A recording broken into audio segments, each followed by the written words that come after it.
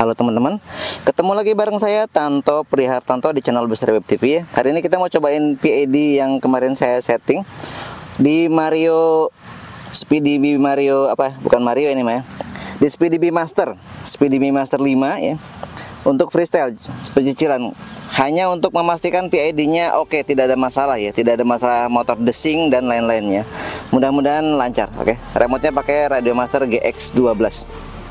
Langsung kita terbangkan.